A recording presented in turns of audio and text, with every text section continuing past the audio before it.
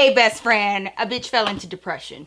Hey y'all, what's up? Welcome back to my channel and welcome back to another depression video on YouTube. Pew pew! It seems like right about now everybody is talking about their experience with depression, mental health awareness, all of those things.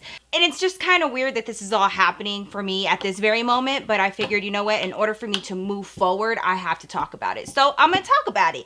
If you have been struggling with depression or you've just kind of been feeling some like, I don't know, down feelings and you don't know how to identify it, you don't know exactly what it is that you're going through, stick around because maybe you'll see some similarities. I would love to help you if you're experiencing something like this, especially for those of us who deal with pride issues, okay? Grab your wine, grab your snacks, because I'm going to tell you guys about my story, about the first time that I experienced depression and my most recent bout of depression that I literally just made headway through and how I did that and some of the things that helped me. So if you're interested, definitely stick around. I'm also going to be talking about some things with my channel, with OnlyFans and stuff like that to answer a few of your questions. So let's get into it. To get started, I did not really, it's not that I didn't believe in depression, I just never experienced it. And me personally, when I was younger, I would be real, I felt like depression may have been for people that couldn't handle life, like that it was just too hard. And, you know, life hasn't always necessarily been easy for me, but I was always of the mindset, like, you make life what it is. You can either be a victim in life or you can be a superhero of your own and suck it up and just do what you need to do. And so I always took the latter where like I worked myself into the ground and I developed a problem of not asking for help. Beginning the first time that I experienced depression really bad, like the literal first time that I experienced depression was right after I had my son Ezra. Pregnancy, just giving birth, postpartum depression is a real thing, right? And when I was pregnant with Ezra, you know, my doctors and everybody, they were telling me to watch out for postpartum, you know, understand that my hormone levels were going to be a little out of whack right after I had my first baby, and, you know, just to be aware. And I was like, not this one, you got the wrong one. Like, I don't get depressed, bitch. Wait a minute. I had my son and I fell into the scariest depression that I had ever fallen into. For that to have been my first experience with depression, it was very scary. It literally felt like I was like in this dark, deep hole. I sat in my closet on the floor and cried. And I felt like my only purpose in life was to feed and change my newborn baby. And I don't know, like everything just felt so dreary and miserable and hopeless. Like that's all I felt. And I stayed that way for about 3 or 4 days and it was really bad. At around the third day though, David literally pulled me out of the closet and pulled me out of the closet, pulled me out. And but when he pulled me out, like literally, he was pulling me out psychologically as well. And he was just like, everything is going to be okay. Like, I know that you feel like everything is hopeless right now. I know that you're tired. I went full throttle right after I had my son. And then I got pregnant with my daughter. I went full throttle during my pregnancy and after my pregnancy with her. And so that's just like a perfect cocktail for feeling depression. Like when you're like going up, you're gonna like crash because you're not dealing with what you're supposed to be dealing with psychologically and mentally and emotionally and spiritually and all of those things. Ezra and Mila were both a complete surprise to me and David because we were under the impression that we could not have any kids. And the reason why we felt that way is because I started birth control when I was about 15. And it was because I had really heavy periods. I know this is going to be TMI, but this is for all my glamazons that want the true tea, okay? And like, I would much rather be your big sis, big cousin to let you know how this shit works and how it affected me so you can make the best decision for yourself. Anyways, I started birth control when I was 15. To help with my heavy flow, bitch. And, you know, my mom, of course, had the whole talk with me. This doesn't mean that you could be out there being with boys just because you're on birth control. Fast forward, and that birth control ended up causing me to grow a cyst. The doctor literally told me that it was the estrogen levels in the pills and like how my hormones were changing with the birth control pills that caused my body to grow, you know, just different. It could grow tumors, it could grow cysts, but there will be some sort of growth because my body just doesn't respond well to chemicals and foreign objects and things like that. It just never has. After my cancer experience when I was 15, the very next year, this is when it happened with the cyst and I had to get it surgically removed, and I was already traumatized by what happened here. So after I got this cyst removed, it was like crazy, you guys. It was like this mass. Like they didn't even know exactly what it was. It was just a cyst, but it was like a mass and it just like grew there. And I was like, so my body just be growing shit? Like that's how this works now? And they were like, yeah, pretty much. Like everybody's biology is different. And if we had to put a bet on it, we think it's because of the birth control. So of course, me being fearful, I was like, I don't need birth control like that. I'm so sorry. I would much rather bleed to death than have to keep getting surgeries and keep getting cut into because something or other is growing. It could be a tumor, it could be benign, it could be a cyst, but I'm just tired of the biopsies. I'm tired of being poked at. I'm tired. So I just stopped taking birth control altogether at that point. Fast forward, and I didn't become sexually active until I was 18, and then I met David when I was 19. Anyways, as our relationship progressed, girl, and we, you know, started trusting each other more and everything, we went from, you know, the layer of protection that you're supposed to use, which is condoms, and then after a while we did what most couples do, and we try it, okay, like we're gonna risk it, you know, a little drunken night here and there. So David and I were having unprotected sex.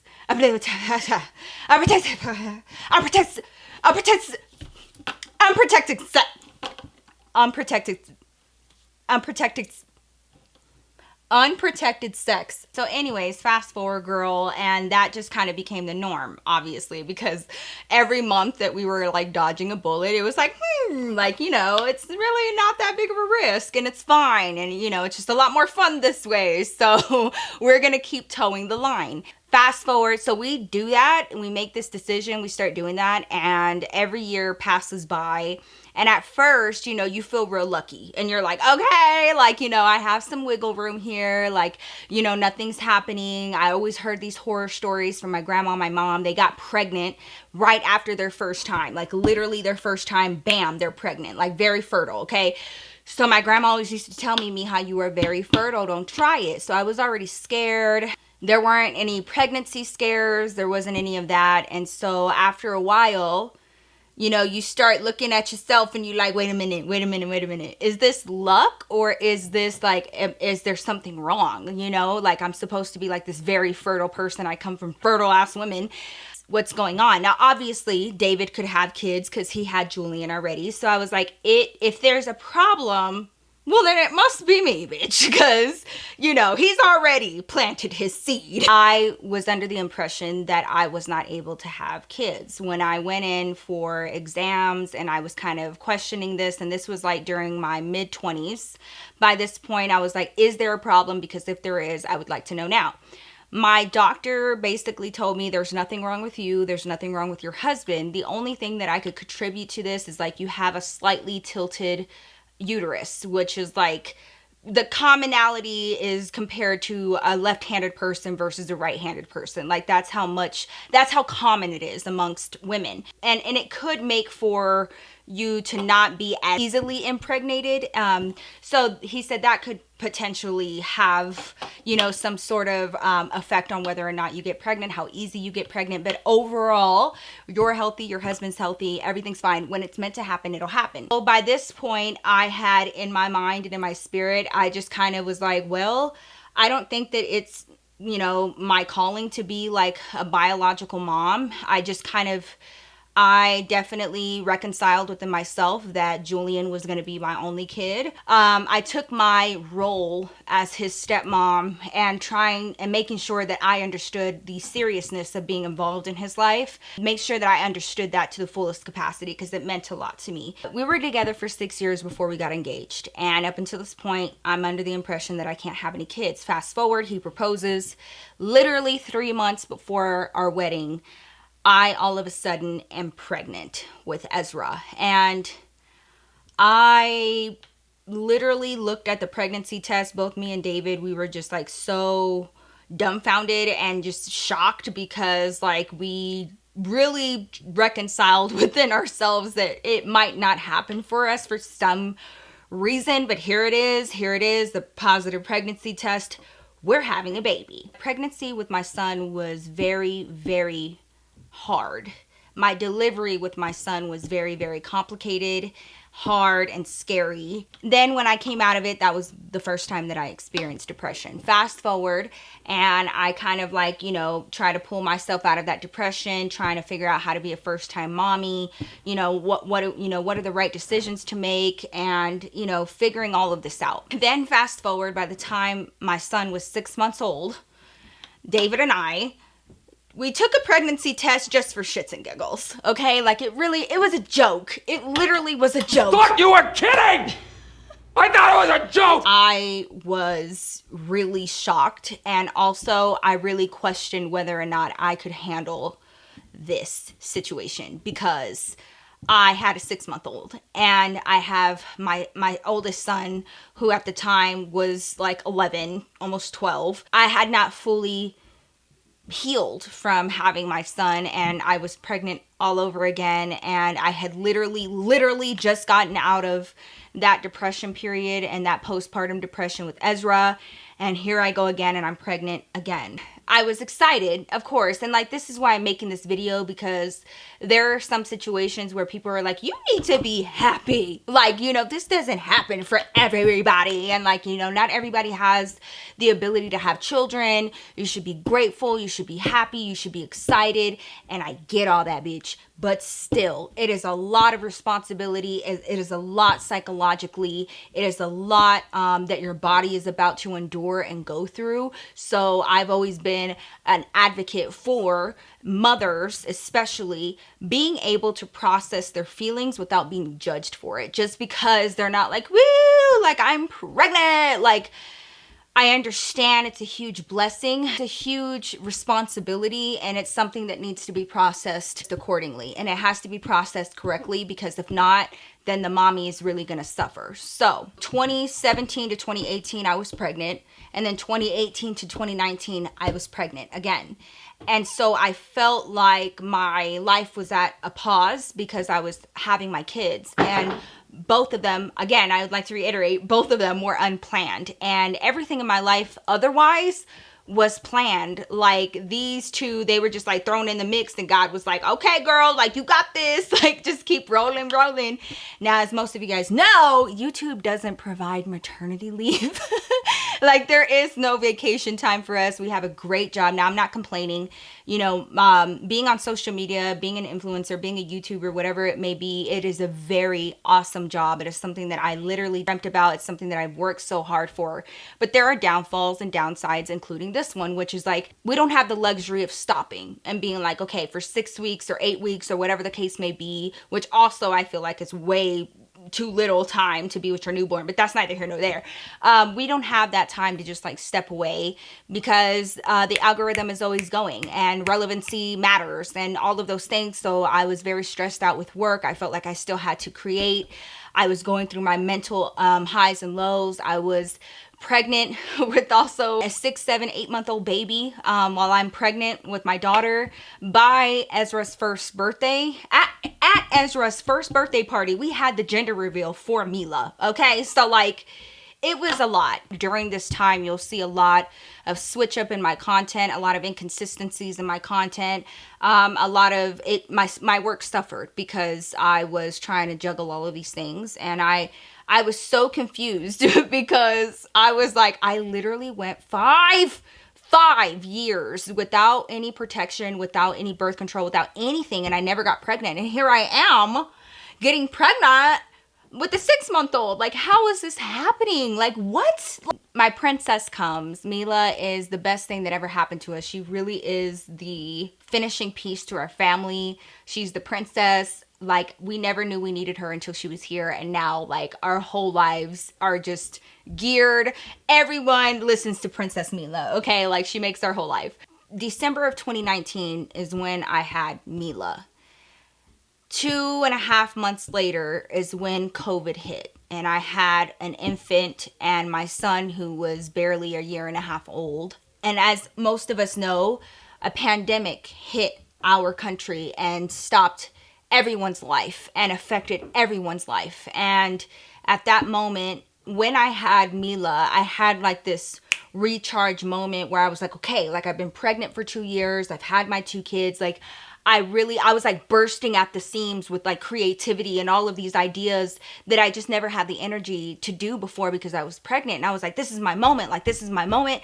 Like, I get to like just take off. We're going to travel. I'm going to be filming. I'm finally like, you know, everything is going to go back to normal as far as work is concerned.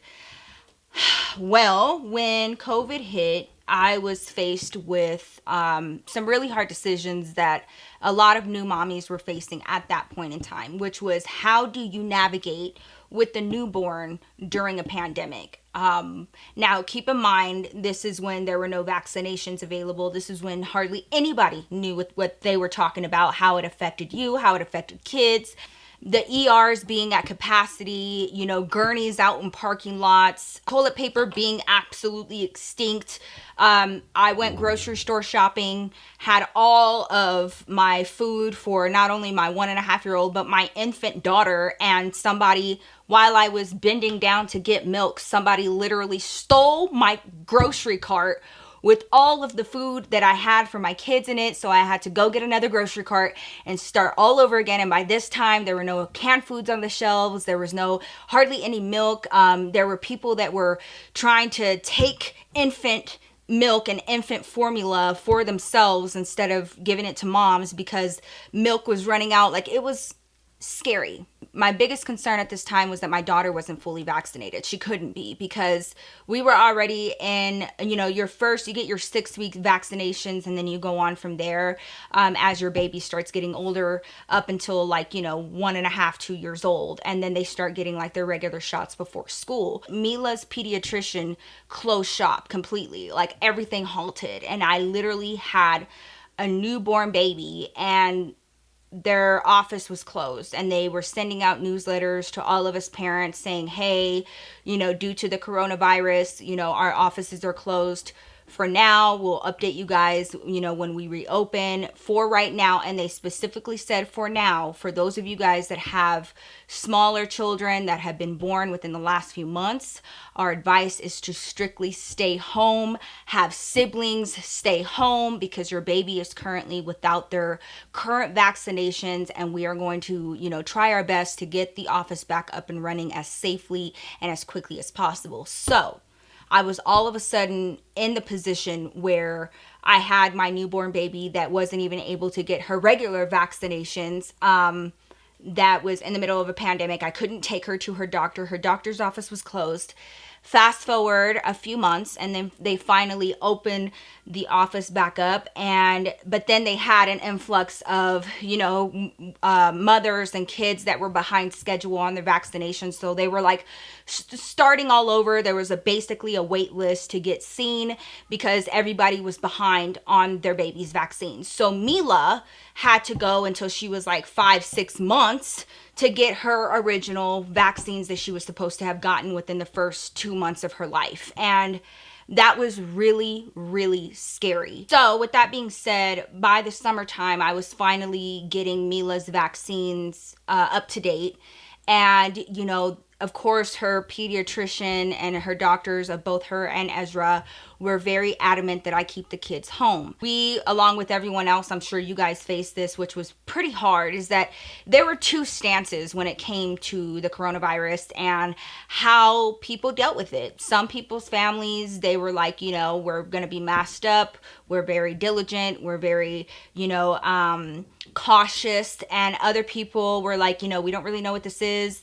We don't really want to stop our life. Like, you know, I think this is a little bit ridiculous. It's not anything that we can't handle. We're just going to keep going on as usual. And David and I had to come together and make a decision that was the best thing for our kids. And not everybody around us respected our decision. So we were having to kind of stand our ground and kind of have these really awkward conversations of like, no, you can't see our newborn daughter right now because I don't know where you've been. And like, you know, there's this virus and there's this pandemic, there's a panorama going on. Like literally now there are no answers. There's no vaccines. There's no anything. Like, please just respect our decisions.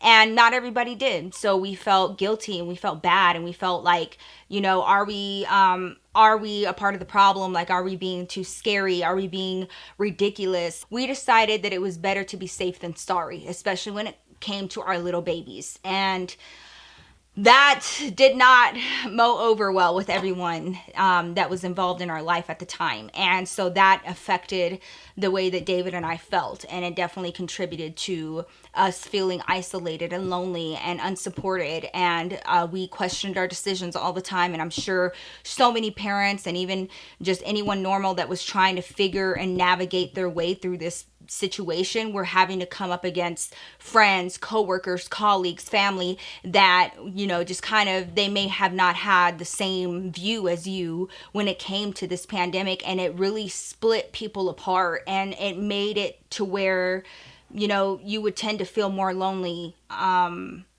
during that time, I feel like that's why so many people developed depression and so many people felt extra isolated and lonely because this was a very hard time to go through. And it was the perfect disaster for depression to kind of settle in. So I did what I usually do and I decided I'm going to throw myself into work. So I don't have to focus on this. Like, I already had my son, my daughter. The best thing to do while I'm at home and like we're quarantined is for me to work.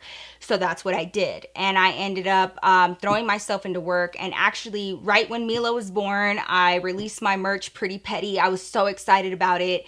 And then my warehouses were affected by the pandemic. Shipping was affected by the pandemic. The summer of 2020 was the first time that I wasn't pregnant since the summer of 2018 because both of my pregnancies, I was pregnant during the summer. So when I had Mila, I was like, yes, like next summer in 2020, like it's going to be like my hot girl summer and I'll get to like, you know, be out and about and go swimming and like finally, you know, not be pregnant during the summer. It had been a while. So I was bummed about the fact that like, you know, our summer plans were halted. We had, and then, you know, we had personal people in our lives that were like, just come out, just like, you know, it'll be fine. It's just us. And me and David were just like, like this is very hard and we have such little babies and we had to make the selfless decision to stay home. And actually when we said that we were quarantined, we were quarantined.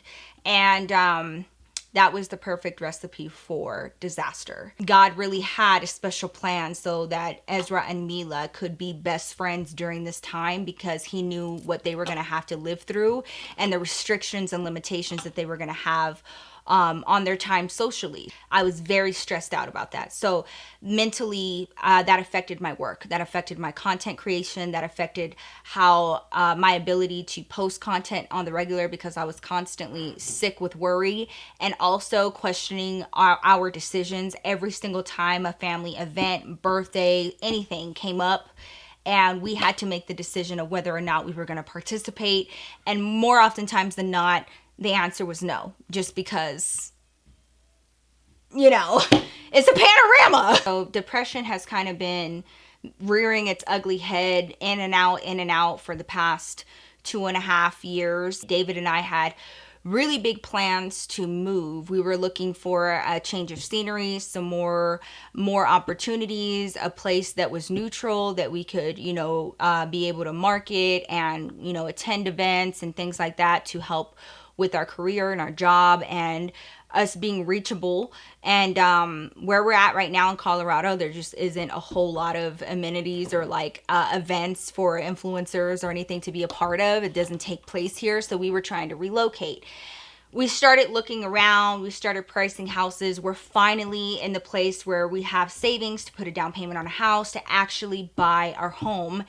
And then we found out about the renters moratorium, and basically, in a nutshell, the whole housing market is kind of at a standstill. So I felt like no matter how hard we worked, no matter how hard we pushed, we were just like stuck here. Like we were just like in one spot. And like, I just start itching. I itch whenever I feel like I'm not making progress. But I felt like, oh, I can't make progress because I can't go anywhere, because I can't see people, because of like all of this that's happening. It's if it's not that I'm pregnant, there's a panorama, and like, but either way, I'm not able to be reached as much as I would like to. And at the end of the day, at the core of why I do what I do here on YouTube has always and forever been to be somebody that you guys could reach out to. And it really broke my heart that so many of you guys were waiting for meet and greets and like collaborations and things like that I just couldn't deliver. So I felt less than. I felt like I was disappointing you guys a lot. Every time I posted, if it wasn't like some crazy story time, that I was disappointing you guys. And it takes a lot of energy for me to relive those memories in my story time. And also there is an entertainment factor. So when I was feeling like shit, I was having a hard time coming down here and like entertaining you guys, because I just felt like shit. I felt like literally the color gray. Like that's how I felt. If you were to put a name on a feeling, I was feeling gray. Depression is one of those things that wasn't widely talked about at all in my family growing up. For those of you guys that grew up with a Mexican family, y'all know. If you even talked about mental health, it was like, do you need to be put in a psychiatric ward? Like it was always this huge, like, it's demonios, it's, you need to pray more. It's always something like that where it's not really taken seriously. I've started realizing that that's not necessarily the truth. This is a very real struggle, and it's very normal. I'm not as strong as I have always made myself out to be. I'm not as strong as I have convinced myself that I always have been. I have weak moments, and I have moments where I don't feel like working and I just feel like sulking and eating an entire bag of chips in my closet while I cry. Like I have moments where I doubt myself. I doubt my self-worth. I doubt my creativity. I doubt my craft. It's so much doubt and hopelessness. And I just want to let you know, number one, that it's very normal to feel that, because when I first started feeling that, I almost felt guilty. Like, I know you are not this weak, but it's not weakness. It's actually strength. It's strength that you are feeling your emotions and that you're learning to work through them and come out of the other side stronger than you were before. Anytime I experience something new or something that I feel like could help you guys, my first inclination is to share it with you so that you don't feel so alone, because I hate it when people feel alone. So if you're experiencing depression, and even if it's like your craft, even if it's your whole dream in front of you and you just can't seem to pick yourself up right away and work towards that, it doesn't mean that you're lazy. It doesn't mean that you don't have talent. It doesn't mean that you're a terrible person. It doesn't mean any of that. It just means that you might need to slow down, and that's okay, and actually give yourself self-love. I feel like self-love is missed in a lot of people's routines every day, and it affects their mental health. Mental health is so, so, so important. I feel like we were all forced to take PE. We were all forced to, take these fitness exams and things like that. And I'm just wondering why we were not made to learn about our mental health and keeping our brains and our mental space healthy, just as we would our body. That can affect everything. And so I'm here to let you guys know that it's normal. I'm here for you if you ever need to talk. in the comments. Let me know what you guys are feeling. I would love to be your sounding board or just be a shoulder to cry on, because I understand. And as we are all bad bitches, but sometimes a bad bitch needs a moment to cry and to just feel what she needs to feel. And then we all dust ourselves off and we keep going. But I just wanted to let you know, whoever's watching this, whoever needs to hear this, that you're not weak. You're not weak-minded. You're not a baby. You're not dramatic. You're not feeling bad for yourself or any of those things. This shit's real. And take it one day at a time and do things that you actually enjoy doing, whether that's writing, singing, your favorite, whatever your favorite hobby is. So that's what I ended up doing. I kind of reverted back to the old Nikki. And what I mean by that is I started this literally having fun. I have the age-old YouTube story of starting YouTube way in the beginning, years ago.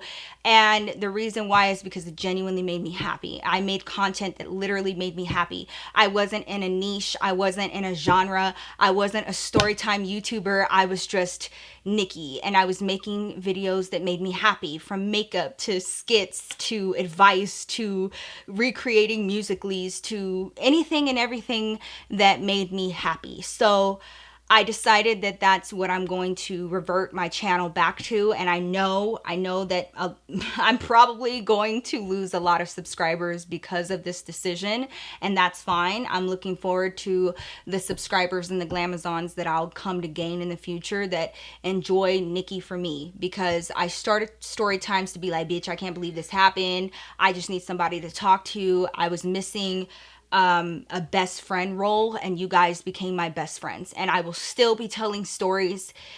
Story time telling is a lot harder to do on this platform now, for reasons that many people have talked about already, but community guidelines, things like that. I do still have my explicit story times, working at a strip club, my first time, stories that, and of course my true crime over on OnlyFans. And that's why I switched over that platform, just so that I could still speak freely. I'm not used to censoring myself. I don't like doing that with you guys. So I will still be telling stories here, but I also just I got to get back to living my life, and I have to get back to making memories so that I can recall the memories, and because that's what I always did when I was younger. So I'm hoping that this video helps you, and anybody that you think might need it or need to hear it, I would appreciate it if you shared it with them, and let them know that I'm here for them. I'm here for you. And also to let you guys know that you're going to be seeing some different content from me, and I hope you guys enjoy it. I'm definitely going to take your feedback. You guys are my best friends, and I would love for you guys to see another part of me and another side of me, because I'm growing. I'm growing as a person. I'm growing as a creator. I'm growing as a mom, a wife, everything. So for those of you guys that have been with me for the 7 years that I've been on this platform, I can't even put into words how much I appreciate you, and I would not be here without all of you. So thank you for continuing to love me. Thank you for listening to my TED Talk, and I hope that this makes you feel better. If you are in the dumps, if you're feeling low, I love you. Just know that you're very loved. You're very much appreciated. You are worth so much, and you will make it out of this on the other side. Anyways, y'all, that is my story. That is my personal experience. I just wanted to share it with you guys, and also give you a little bit of insight of what you can expect on my channel going forward.